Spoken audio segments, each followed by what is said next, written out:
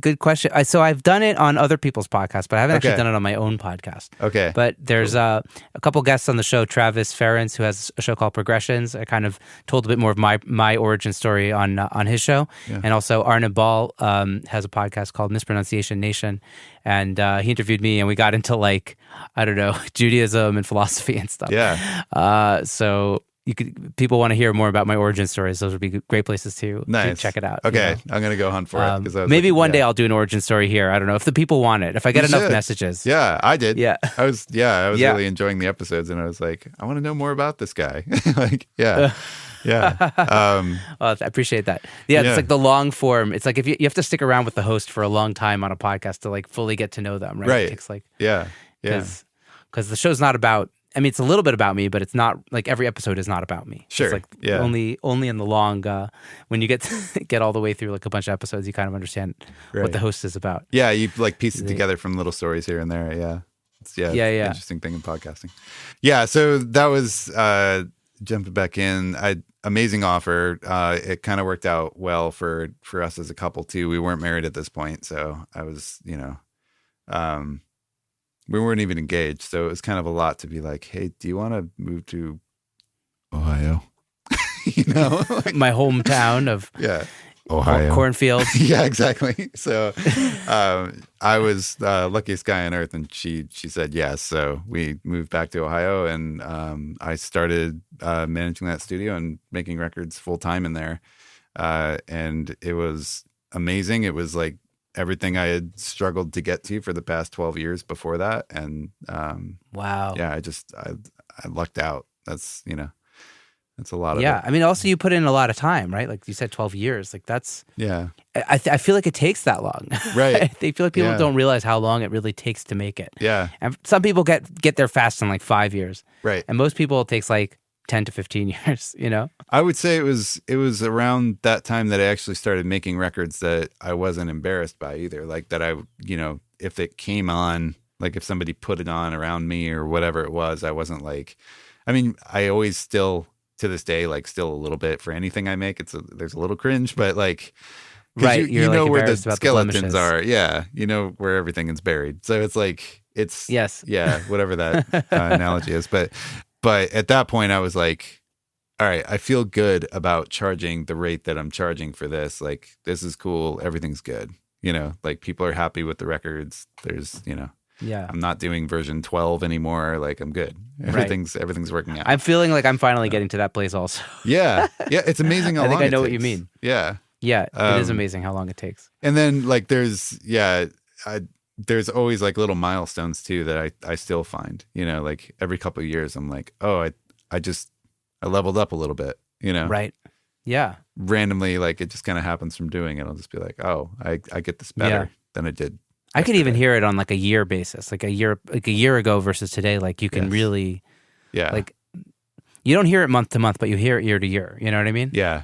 Yeah. It's like, and the reps taking shape. Yeah, a funny thing on podcasts, like people talk about that a lot, and they'll talk about like how, like some people will say, I will not listen to the stuff that I did before because it's like awful, like I hate it, I hate everything. I will not listen to it.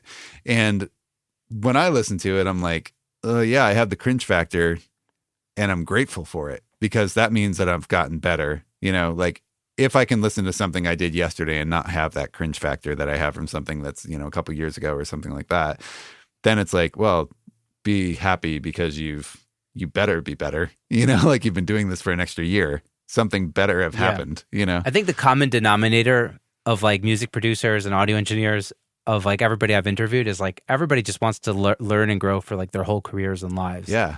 People don't want to be stagnant. Like people are always...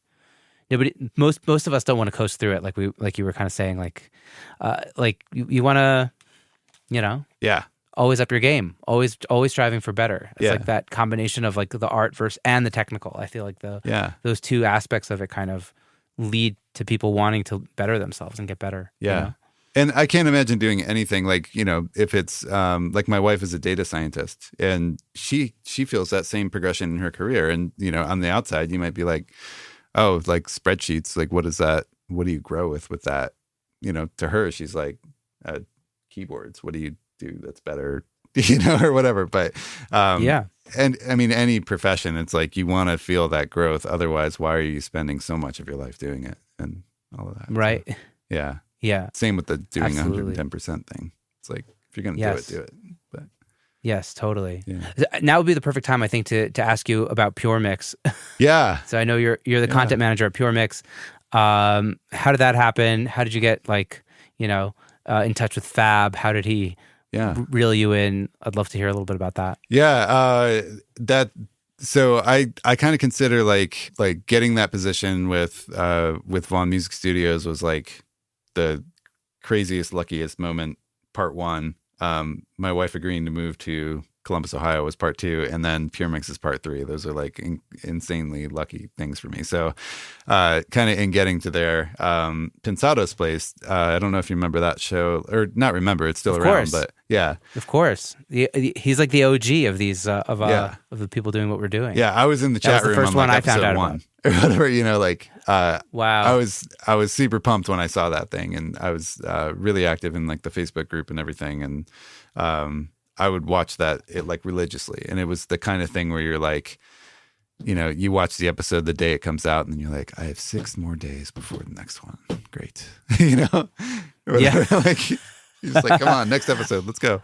I remember I got so hyped when they asked my question for, I think it was Mike Klink, the guy that worked with GNR. Yeah. And they asked me I just asked well, what was Slash's signal chain for, getting those guitar tones, or my favorite guitar tones. I remember that question. SM57, Yeah. Yeah. Marshall Cab, that was it. And you're like, well, I feel robbed, or whatever. Like, yeah, exactly. What was it really? Yeah.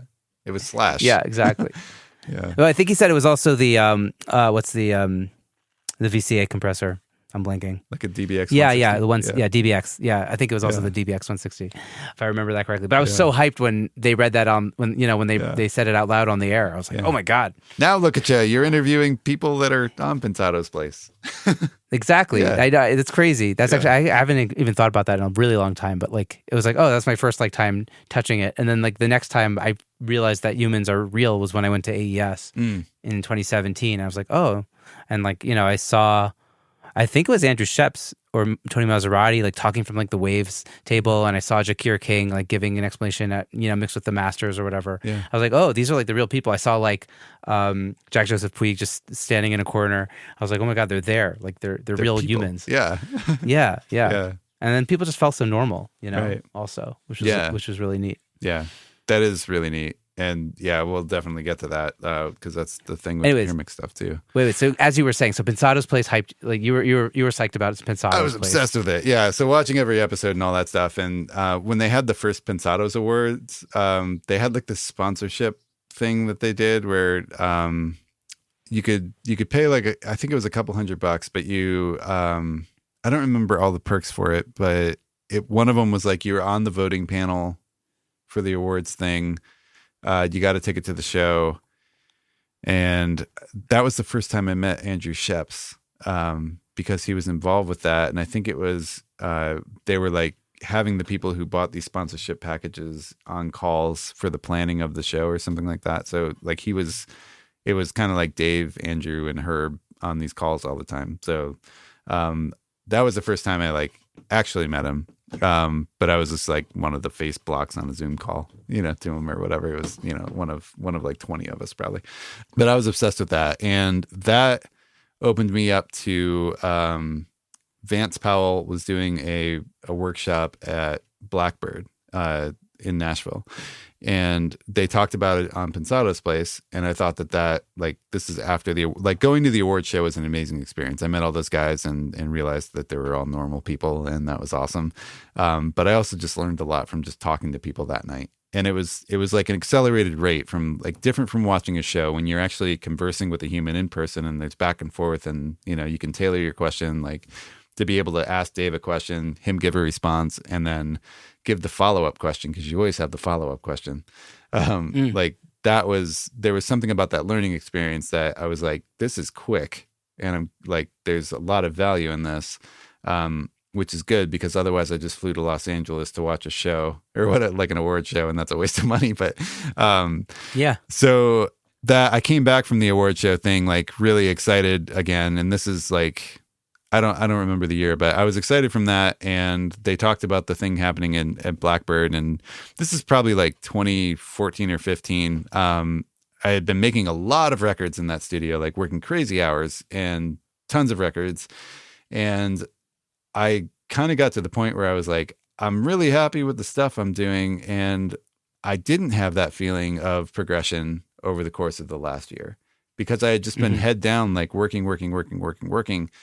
And then I was like, okay, I feel like I'm on the level of everybody, you know, around me in the city. But I want to keep growing, and I'm not happy that I looking back at a record, you know, from whatever 6 months, a year ago, and not feeling like it's, you know, like the one I just did is better than that, whatever that sense of growth is, like however you gauge it. Yeah. So I saw the thing for the Blackbird workshop, and I was like, oh, that sounds amazing. That's 2 days of actually recording with somebody versus the conversation thing that I had, you know, that experience of like, I gained so much knowledge just from talking to people. So I was like, okay, I'm going to sign up for that. So went to Blackbird with Vance, and that workshop changed the way that I look at recording, like forever, you know?